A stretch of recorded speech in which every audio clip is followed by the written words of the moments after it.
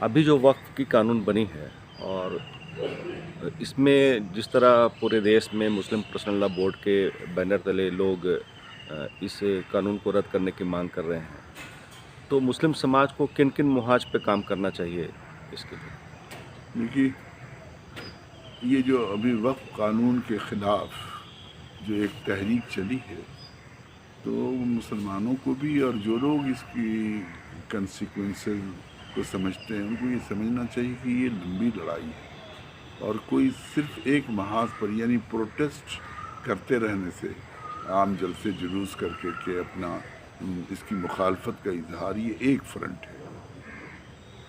दूसरा बहुत बड़ा फ्रंट जो है ठीक इसी तरीके से लीगल फ्रंट है, वो गोया दूसरा लीगल फ्रंट है। जब आप डेमोक्रेसी में कोई लड़ाई लड़ते हैं तो तीसरा मीडिया का फ्रंट है। ऐसा ना हो जैसा कि मैंने अर्ज़ किया, कोई भी आदमी जानेगा कि ये वक्फ कानून जो है बना है सिर्फ इसलिए नहीं बना बल्कि इसका एक पॉलिटिकल मकसद भी है। तो जब पॉलिटिकल मकसद हो जाता है तो फिर उसके लड़ाई की पॉलिटिकल महाज भी है। लेकिन ये कभी भी इलेक्टोरल पॉलिटिक्स के साथ इस जोड़ के नहीं करना चाहिए, पीपल्स पॉलिटिक्स के साथ जोड़ना चाहिए। तो एक महाज ये है कि जो लोग हमारे मुंतखब लोग हैं, एमएलए हैं, एमपी हैं, जिस सतह पर अवाम के नुमाइंदे, उनसे भी तबादला ख्याल करना चाहिए ताकि वो भी इसकी कंसिक्वेंसेस को, इसके मसले को सुनें। एक बहुत बड़ा मसला ये है कि जो बहाना लगाया जाता है कि मिस मैनेजमेंट है वक्फ का, तो मुसलमानों को ये भी चाहिए कि अगर कहीं मिस मैनेजमेंट है तो उसकी इस्लाह करें, और उसके वो भी एक बहुत बड़ा फ्रंट है। तो इस तरह से गोया मीडिया में भी, लीगल लेवल पर भी, अवामी सतह पर भी और इस्लाह की सतह पर भी ये लड़ाई उनको लड़नी चाहिए। खुद ये बात भी है कि मुसलमानों में सबको ठीक से मालूम नहीं है तो कि वक्फ कानून के सिलसिले में क्या नज़ाकतें हैं, ये भी जो उन्होंने प्रोपेगेंडा हो रहा है, तो ये भी बताने की एजुकेट करने की भी ज़रूरत है। मर्दों और ख़वातीन दोनों को एजुकेट करने की ज़रूरत है। इसलिए ये लड़ाई पार्लियामेंट के अंदर जिस तरह लोग लड़ रहे हैं, पार्लियामेंट के जो मेंबरान हैं जो आर्गूमेंट किया है उनसे भी रब्ता होना चाहिए, और वकला की भी एक अंजुमन बना करके इस सिलसिले में एजुकेट भी करना चाहिए, और जहाँ हो ऐसा मामला लीगल बैटल भी देना चाहिए। तो पॉलिटिकल भी हो, सोशल भी हो, मीडिया के साथ भी हो, इस्लाह के लिए भी हो। बहुत सी जगह ऐसे हैं वक्फ बाय यूज़र का मामला है।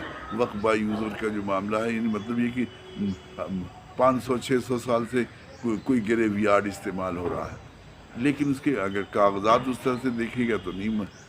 तो वक्फ बाय यूज़र के सिलसिले में भी बहुत चौकस रहने की ज़रूरत है, और उसमें उसकी जो कानूनी हैसियत है उसको भी दुरुस्त करने की ज़रूरत है।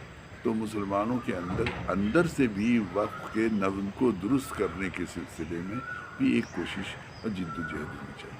और सबसे बड़ी बात यह है कि जो तकरीरें हों, जलसे हों, कॉर्नर मीटिंगें हों, उसमें ये लड़ाई बहरहाल एक जमहूरियत की लड़ाई, जमहूरियत इस माने कि जमहूरियत में असल ख़तरा क्या होता है, हमारे प्रतिनिधि जो है चुने होते हैं वो तंत्र पर जाके काबिज़ हो जाते हैं।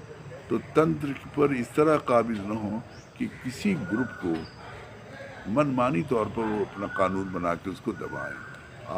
अवाम हमेशा मजबूत रहे। तो इसलिए अवाम पार्लियामेंट में नुमाइंदे लड़े और अवाम भी सड़कों पर, रोड पर अपनी बात कहती रहे, और जो सही बात है उसकी तायीद करे, जो गलत बात है उसकी। एक बहुत बड़ा मजहबी ग्रुप है अलग। देखिए, सिविल सोसाइटी का एक तबका तो वो है जो सेकुलर है, सेकुलर लोगों का अलग महाज होना चाहिए, लेकिन हिंदू मज़हब के लीडरान हैं, सिख हैं, क्रिश्चियन हैं, बौद्ध मज़हब के मानने वाले, तो मजहबी तबके का भी एक महाज होना चाहिए, और वो ये कहें कि भाई मज़हब की आज़ादी सबको है। तो इस तरह से तकरीबन अगर आप गौर करें कि ये जो फैली हुई लड़ाई है, लंबी लड़ाई है, तकरीबन 8-10 महाज ऐसे हैं जिस पर बाज़ाब्ता कैलकुलेट कर करके ये किया जा सकता है। तभी हम कामयाब भी होंगे और तभी हम इसकी ठीक से मुखालफत भी करती हैं। सिर्फ जलसे जुलूस और एहतजाज से ये काम नहीं हो सकेगा और हम पूरी तरह कम्युनिकेट भी नहीं कर सकेंगे। अपना परिचय दें।